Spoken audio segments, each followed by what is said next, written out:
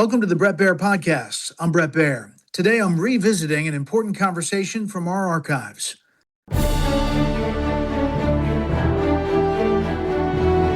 Fox News Podcasts presents the Bret Baier Podcast with Fox News chief political anchor Bret Baier. Sometimes people think compromise means squishy, centrist. It doesn't. The whole idea of a democratic society is that there must be a consensus, and it's a consensus that should be based on rational dialogue. We must not become a hostile, factious, divisive society. We must be a society that has a broad consensus on certain very fundamental values. Justice Anthony Kennedy back in 2005. Joining us is the former U.S. Supreme Court Justice Anthony Kennedy. He has written a new book titled Life, Law, and Liberty. Justice Kennedy, thank you so much for being here. I read the book. It was a great read. Congratulations. Well, it's a pleasure and an honor to be here, and especially coming from you, who've written some wonderful books about our history and our great leaders, including the book about Washington. Well, thank you. What did you take away from this process, and what you wanted to explore by writing this? My beginning point was just to write down a memoir for my children and grandchildren who did not know about a small town in the 30s, 40s, 50s, 60s when I grew up.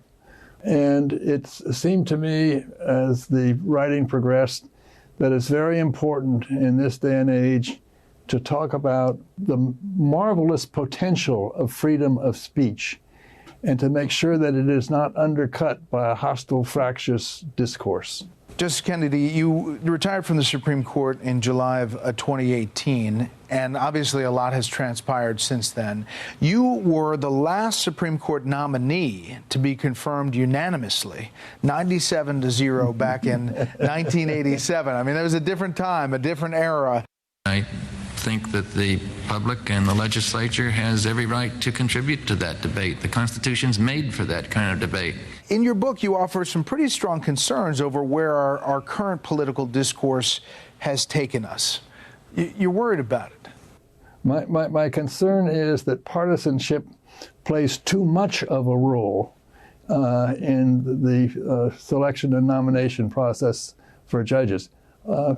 Historically, presidents have appointed members of their own party to the bench, but there should be more emphasis on the other elements of and requisites for a good judge. You know, you've said in recent days that you think maybe the modern Supreme Court now has become too personal, too confrontational in some of the ways they've written. What do you mean by that? Well, you study the court by studying the opinions, and the opinions are a little bit more personal, a little bit more confrontational than, in my view, they ought to be. We're there to disagree. We're sworn to disagree. We love to disagree. That's what being lawyers and judges and law professors, that's what it's all about. But we have to disagree in basically a friendly way. All right, we're going to take a quick pause here. We'll be back after this. You know, you were often described by the media as kind of the man in the middle, the swing justice. You write about this in your book, page 217. While I did not pay much attention to the media reports about our work, it would be disingenuous to deny being called the swing justice by the press. That term always bothered me. The cases swung, not me. So it got to you a little bit. Well, the swing justice has a visual metaphor. You can almost see someone in your mind swinging from left to right, from right to left. In my view, my ideas were consistent, and it was the cases that were different. I know you've still engaged with members of the court privately, and you obviously had two who served as your law clerks together, Justice Gorsuch and Justice Kavanaugh, back in 1993.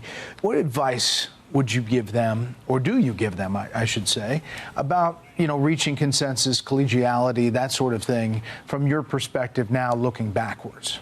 It seemed to me both Neil Gorsuch and Bret Kavanaugh have the capacity and the personality and the temperament and the learning to make sure that the court is perceived by the public and in reality is a collegial place in which we have great respect for each other. I did an interview with Justice Barrett recently, and I asked her, they say you're helping to certify this move towards authoritarianism. How do you respond to that? We're not deciding cases just for today.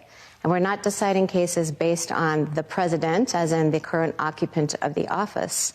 We're deciding cases about the presidency.